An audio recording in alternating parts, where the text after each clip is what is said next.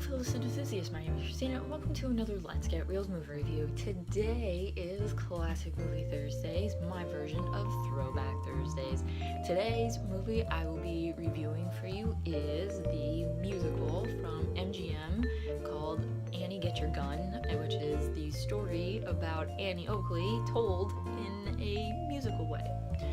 So it begins with Buffalo Bill, played by Louis Calhern, and his troupe of Indians and sharpshooters, which includes Frank Butler, played by Howard Keel. They're coming through a Midwestern town on tour, and they're not very much welcomed. They're at this hotel, and the hotel manager's like, get out of here, you guys are creating a ruckus, all this stuff. And over comes this really hick girl named Annie Oakley, played perfectly, wonderfully by Betty Hutton.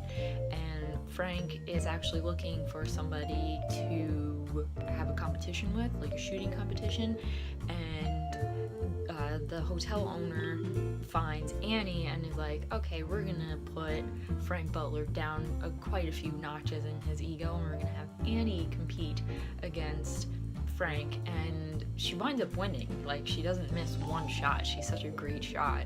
And Buffalo Bill is like, oh hey, let's bring Annie out on tour. And of course Frank, who's this big macho guy, absolutely hates the fact that Annie has like this big show, and she's getting so much attention and everything. And meanwhile, Annie is like totally in love with Frank, and she doesn't get it until the end that like the reason why Frank has been so kind of like hot and cold with her is because he doesn't want that in a girl and a woman. He wants a woman who is gonna let him win, the fragile male ego.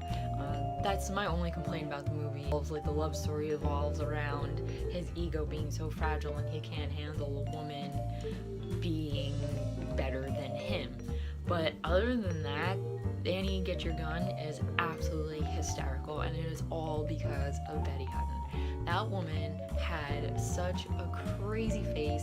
She was so amazingly talented and energetic just from her first musical scene alone. It's Doing What Comes Naturally, which is so hysterical. It's just about like living in the backwoods of wherever they're from, and like just the energy in that. And then when she sings her second song, You Can't Get a Man with a Gun, she's hopping around all over the place like it's no big deal. She's so smooth and so fluid, and oh my god, everything about her is just wonderful. Every time Annie would see Frank, she'd be like, oh my god, and her face would just fall, and oh god, that cracked me up so much every time she did that. It like never got old. My other favorite musical number in this is when Annie is like initiated into the Indian tribe. Like, they accept her and they give her like this big ceremony, and she starts singing a song called I'm an Indian Too.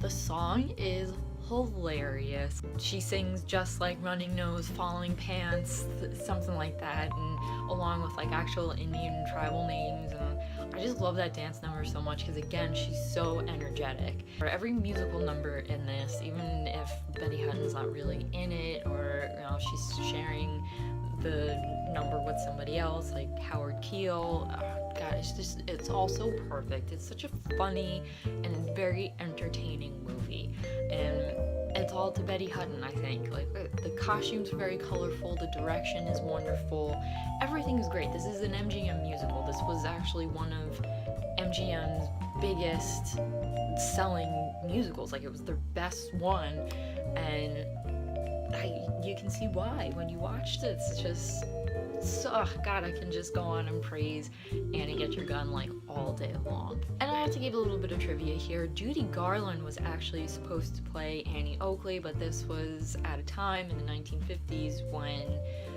Judy Garland was starting to go a little downhill, and she couldn't handle filming and other things.